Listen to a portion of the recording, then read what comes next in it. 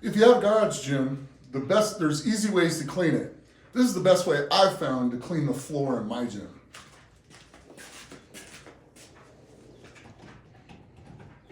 You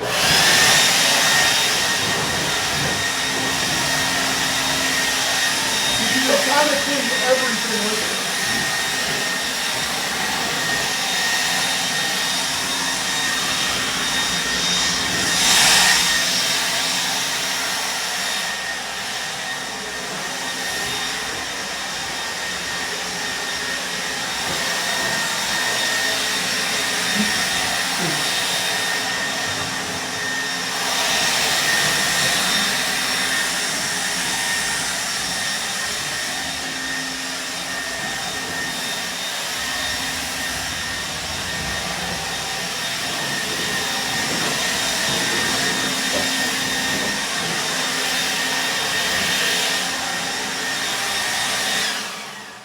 And just like that, it's done.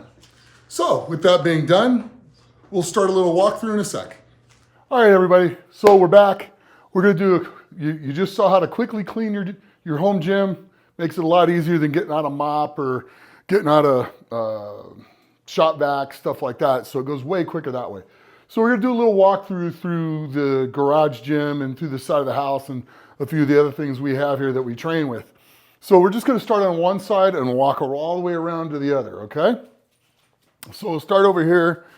I got almost all the bars here on the rack. This was pretty simple to build. You go to Home Depot, get a couple 2x4s, and then you also get the hooks out of there, and if you just line them all up. It goes pretty fast, but it makes a quick, cheap bar rack that is inexpensive and nearly indestructible.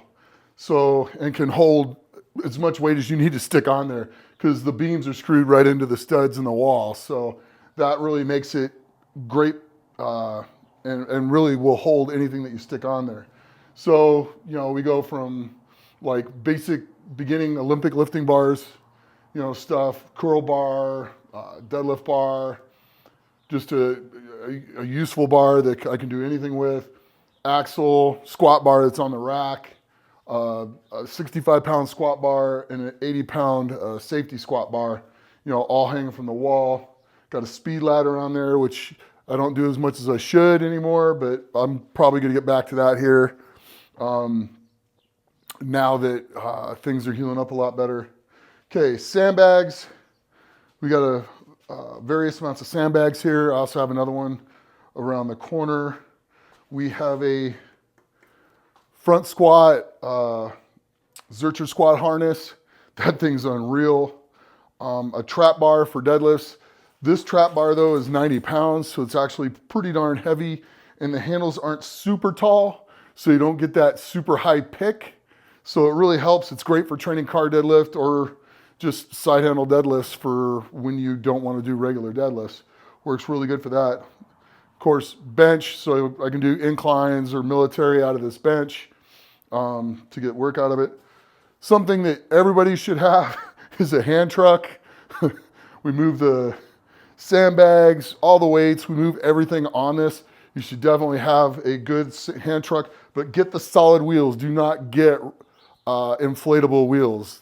Those don't turn out well. They don't last very long. I'm coming over, got my squat rack, so you can bench press out of this, you can squat out of this, you can incline out of this, you can military out of this. There's a lot of uses and a lot of things you can do out of this.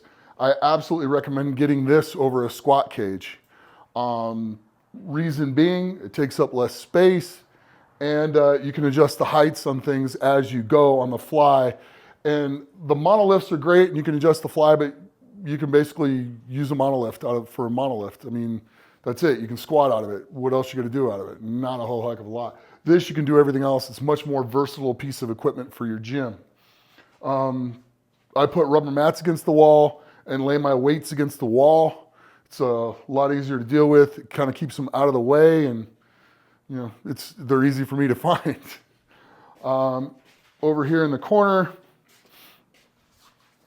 I got some more rubber mats. I got a block that you can do calves off of. I got a Rolling Thunder and a Rolling Thunder handle down there. I have a basically a power stairs device in here. So you can use this for power stairs or kind of like a Bulgarian deadlift where you're up on the boxes and going down to do those.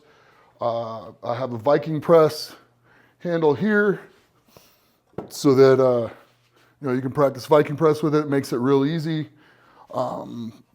to train Viking press with.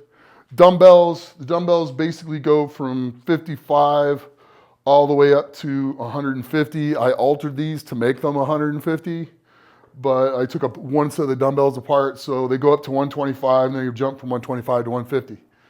But that's kind of cool. And then I got a couple smaller ones, a set of 25, a set of 35, a set of 20s. And I don't know why, but I have 140. Got my Rogue landmine and my row handle here.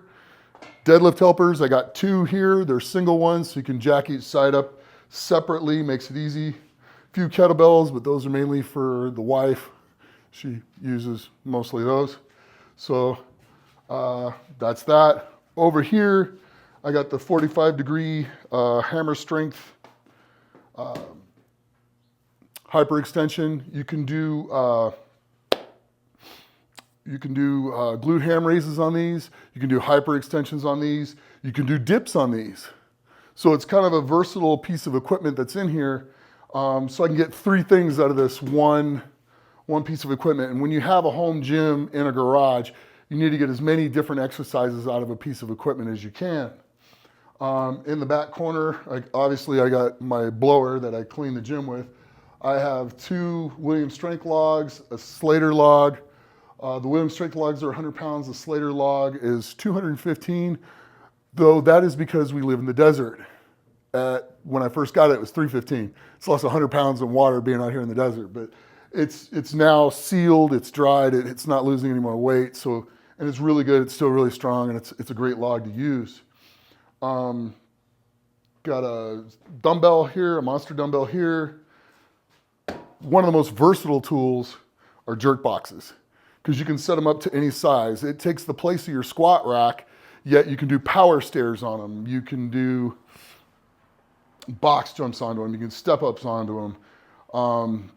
There's just so many different things you can do this. You can use these to spot you on the squat, which is very helpful. Or like at Worlds, where you have to squat down and it has to touch things. These are great for doing that with, where you can touch the plates to the box. So it's a great training device for that. Next, I have my Atlas Stone platforms, which these first 5 are the heights of the original series at World's Strongest Man. Which now the heights are different, but it's still great to train with, because if you can get a 250 to 300 pound stone up to 6 foot, you're doing pretty darn good. But it goes down. I also put a storage device into them. We made them to where there's cabinets. So I have truck pulling ropes in there. I have truck pulling harnesses in there. And it's all full of just different lifting stuff and tacky and the stuff to clean up with and towels and stuff like that. That's everything that's inside of those. Underneath, I left it open so you can roll the stones that aren't sitting on top underneath them. Built the platform out of 2 sheets of 3/4 inch plywood. There's 1 set of rubber mats underneath and then 1 set of rubber mats on the top, which then you don't need anything when you drop them down. You can just drop them straight down on there. It doesn't crack the concrete, doesn't create any issue. The displacement from the impact goes all over the place, so it works great. So you don't have to put a tire in there and watch the thing bounce all over the place, or get a solid piece of rubber and have your stone bounce all over the place. So it's kind of the best way I found to do that. Coming this way, the bench for the squat rack. That's pretty simple stuff.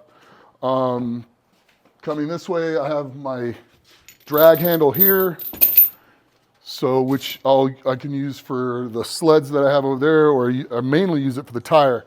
I'll either use the toe strap for the tire when I'm dragging it, or I'll use this. Like at the beginning part of the surgeries and stuff that I've been through with my lat and the nephrectomy where they took the kidney out, I use the toe strap because I don't want to put a lot of stress on my upper body. Getting back to it, I go back to using the grip. This tire is 100 pounds. You can get them from any tire place. So just go in, grab yourself a tire, and then take a piece of the tow cable and cut it. And you can make yourself, I got like 6 screws in here and 6 screws in here. And that's how you make your loop to put your handles on and to do the drags with. And it's a really, really useful piece of equipment because rubber sticks to, it sticks to tar like you wouldn't believe. So it's way harder than a sled to drag this. Sleds are great and all, but you drag that in the heat of the summer, you're doing pretty darn good. Next, I have a ISA shield right here. That thing is amazing when you're trying to train to carry a shield carry. That's really great to have because it's 400 pounds, and the round bottom, when you go to hold it, it pushes your arms apart. So it makes it very hard to hold on to. So if you can get used to training with one of these, every shield carry you do other than this is gonna be way easier. Leg press, use the heck out of this thing. Can't say enough about it. If you're gonna get really good at the yoke and the farmer's walk and wanna be able to support all that weight on one leg as you switch from one side to the other, leg press is the way to do it safely. Besides squats, leg press is one of the mandatory things you need to do when you're training legs. Another monster dumbbell, this is the Slater monster dumbbell. This is, I actually lent this to Stan, and Stan used this when he was on the, whatchamacallit show? Shark Tank. So he borrowed my dumbbell. Of course, it was empty at the time, so it was pretty light for him. It wasn't loaded to 220 like it is now. But he borrowed it, and I just never took the logos off. Few spare dumbbells parked underneath there. Got a block here that Slater made for me that we came up with the design, so it's a loadable block. And you can put sand, which I'm sure now we probably make the opening a lot bigger, but you can put sand in this opening right here and load it full of sand and then add lead shot to it. Right now, it's been set at 280 for probably 6-7 years, maybe 8 years. But it's a 280 pound block. So it's good for carries, catching and pressing overhead. And it's indestructible. You can't break it, but empty, it's 100 pounds. So everybody can use it. You know, women, men, everybody. It's a really neat piece of equipment to have.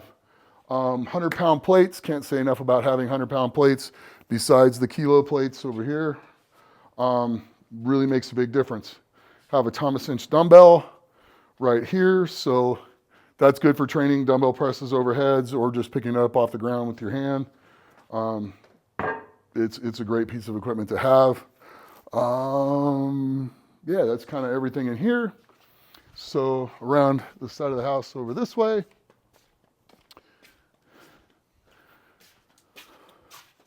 Ignore the car battery. These are wooden Rogue farmer's walk and or yoke weights, the sides of it. So you can screw the handles in or the yoke into the top of it. It's 655 on the yoke empty when you screw it in, and the farmers are, I think they're 255 empty. So they're pretty cool. Got a pull-up dip thing out here, which and like leg raise thing. I almost never use it for the leg raises, but I use it for the pull-ups and I use it to hang from. A set of farmer's handles that I got from Mark Philippi. Those things are like 180 pounds each. They're super heavy and they're just solid steel, but they also make a good weight for that. But handles wise, they're a little harder to use because they're real short. So when you put weights on there, you can't stride very far when you hit your knees. But they're a neat piece of thing to have. It's a piece of history because those have been around for a while and they're kind of neat. Back behind, I got a 286 pound keg and a 305 pound sandbag. It's kind of a extra place to store them. Then we come along here to the side of the house. And yes, it just rained yesterday. So a lot of this stuff's gonna be kind of not too good. But then we open this We have like all kinds of stuff. Got weight racks, got a bar yoke that I also got from Mark Philippi. That's great for actually doing like overhead and trying to get stability with, or just doing it with a yoke that'll swing and wobble all over the place. A set of red farmer's handles, which I've used in contests here.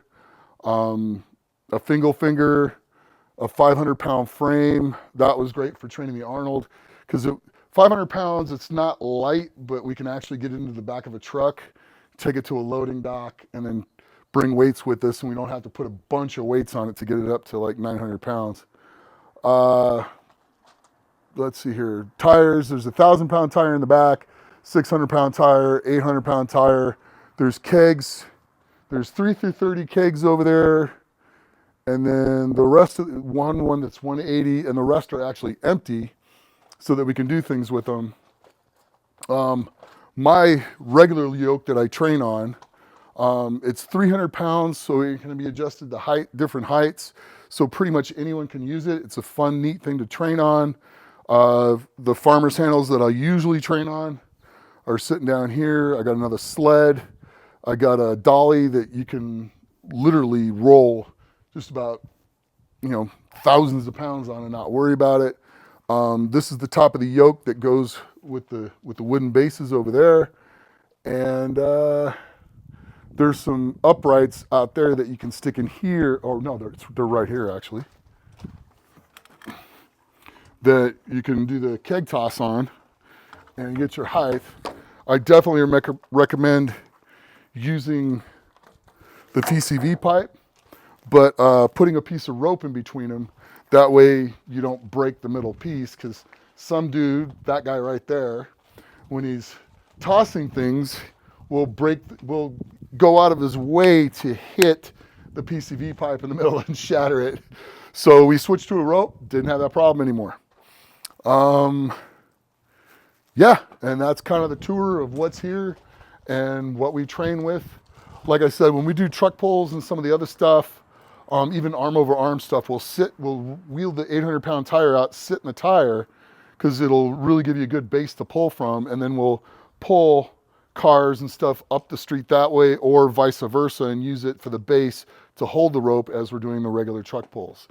And that is a tour of the garage and training area that I have out here. I hope you enjoyed it. And as always, train hard, train smart, and be the best you can be.